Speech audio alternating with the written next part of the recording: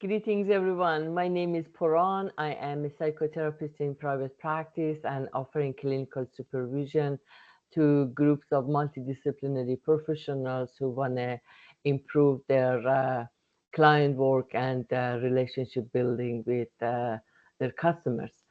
So, in this video, I want to talk about getting back to school. And if this is the first time you're in my channel, please like and subscribe if you can and share it with others. I'm hoping to get this message out. And it's important to kind of understand that parents who are looking forward to get their children to school because now it's time to go back. At times they get disappointed in the early on of the school beginning because children have been away. I mean, if they didn't have that much of summer camp or activities, or they have been in front of the screens all day long, so kind of their activity level is low, and going back to school and with the requirements and the needs for physically being active, emotionally being responsive to others, and socially being active with other kids. At times, those expectations cannot be met because children, they need a re-stimulation for getting back to the regular. And we don't forget about the developmental stages that are different for children, from families to families, from child to child, and the also neurodevelopmental abilities that are different, right? And the level of the mindfulness activities that our children engaging in, if they engage. Of course, that's helpful for children with neurodevelopmental challenges or disorders in terms of talking about ADHD or ADD or other disorders that children fall into because their nerve system is not that strong and they cannot handle daily stressors or instructions. So therefore, because of all these differences between children, we need to kind of understand if the child comes home with some challenges and not being able to engage properly, either in communication with their peers or with their teachers, or, and they get into some conducts that are inappropriate. So parents and caregivers need to kind of engage in family therapy. It is very important to receive some psychoeducation, understanding what is that the child needs to do more, and the family. Family is a system. System is different parts that they has to get together and work together, function together, and act together in order for the whole system to be functional and operational and running, right? So I would encourage parents who find out or they're with their children in the beginning. I mean, engage with the school counselors and find out about your options. Some couple of sessions of family therapy, family counseling could help to for the whole family to kind of start again and see what has happened. I mean, from this year to last year, of course, so much has happened, and your child has moved on from certain things and got into new ideas or challenges or inabilities or abilities, right? So therefore, getting to know one another as a family, as a system, would help all of you to recognize your abilities or your strength or your a need for improvement. Therefore, once we talk about children going back to school, at times there are so much of high expectation that children need to do well, and they should be doing well, whereas we maybe we are under evaluating or over evaluating their internal and mindset and attitudes and behaviors and needs and expectations. So to get into a correct or appropriate evaluation of children and families together, parents together. I mean, single parenting is tough enough, and even joint parenting is hard. Today's world, of course, there are tons of issues we need to think about for raising a child well, right? So therefore, I would encourage you for joining some family sessions with a counselor in your neighborhood, and also in your communities, and also recognizing the fact that ADHD, ADD, and other neurodevelopmental disorder, they doesn't come from the air. I mean, it could be environmental effects could be important. However, usually is because of the level of distress and the stress that the child and the family together they are not managing well.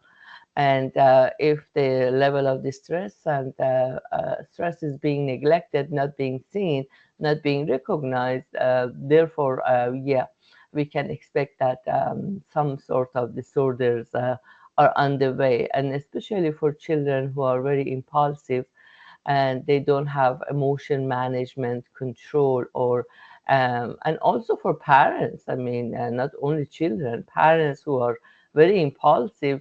What do you teach? What do they teach to their children? Being impulsive and not recognizing their ability to access the rational mind, right? We need the rational mind, the emotional mind together, and they operate well in order to get us into a balance. And if, as parents, we are in struggling, in struggles, and we have hardship in our life, we are modeling that to our children. Children are observing us. They are looking at us. They see you. They see every inch of your face and the facial expressions as response to emotions and response to daily struggles or daily tasks.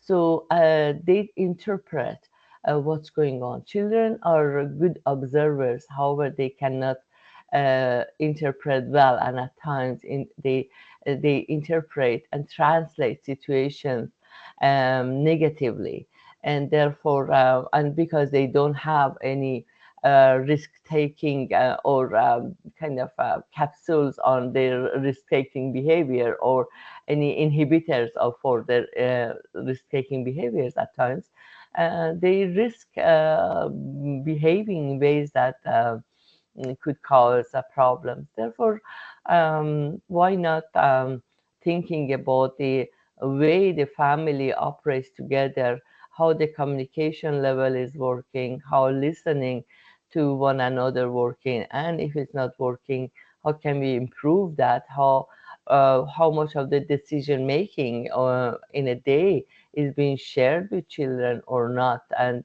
how much they are involved in planning of activities and doing things together, and how much time parents have actually. I mean, some parents working double shifts with today's economy. Yes, that's understandable, that's tough. However, what are the ways in to be able to be around the children and spend time with them? What are your plans, and what can be communicated to children about what's going on? I mean, children who knows about the uh, parents' struggles and daily tasks and responsibilities and hardships and realities, they tend to do better once they understand, and they will be helpful in taking some time of some sort some sort of responsibilities. I mean, and then, however, once the children are not knowing, in some families. It is very usual to say that, and especially in my community, the Iranian one, very usual that parents hiding problems from children in order to not distract them and help them to be focused on their schoolwork, education. However, this is contrary. Children are seeing what's going on, and therefore it is not very clear and not actually very evident that they would be more focused if they don't know what's going on. They sense it. Children sense what's going on in their families. However, once they do not know about the extent of the problem or the realities of what challenges are going on, they get confused, they get scared, they get anxious, they get worried, they get into scary thoughts, and they develop this negative, catastrophizing way of thinking about, wow, we what's going to happen to my family, we are going to be ruined, and my parents are struggling, so we are not going to survive. So these are regular challenges that I see with parents and children in my daily work with families. And honestly, it is preventable. That's why I'm doing this video. It's important to recognize that we are not supposed to be superheroes. We are not supposed to do well all the time. We are not supposed to be strong enough to manage everything. No, we cannot. And let go of being strong. At times, it's good to be vulnerable. It's good to know that we are allowed to be vulnerable. We are human being, flesh and blood. So therefore, if we have challenges, we need to communicate it well inside the family for everyone to know what's going on and how they can help. At times, the family members, they want to help, the children, they want to help, but they don't know how. I mean, if it's kind of spending less money, or kind of working around the house, doing some chores, and helping the parents to be organized, or if this is about kind of having some dinner time here and there and talk about challenges and emotions, um, that's the best that can happen. So getting into the level of communication about emotions, about the stressors and strength and abilities, disabilities, functions, dysfunctions, that would be very helpful for children to know, and they become realistic adults down the road, knowing how to tackle certain stressors and have more strategies, better coping skills once they know what's going on. So therefore, I really encourage you as a parent, caregiver, to get real with your children, with those children who are under your care, and seek help. If it's hard to manage that conversation, there are counselors out there, there are family therapists out there, there are professionals out there who can help you. Okay, so take care, and until next time. Thank you. Bye.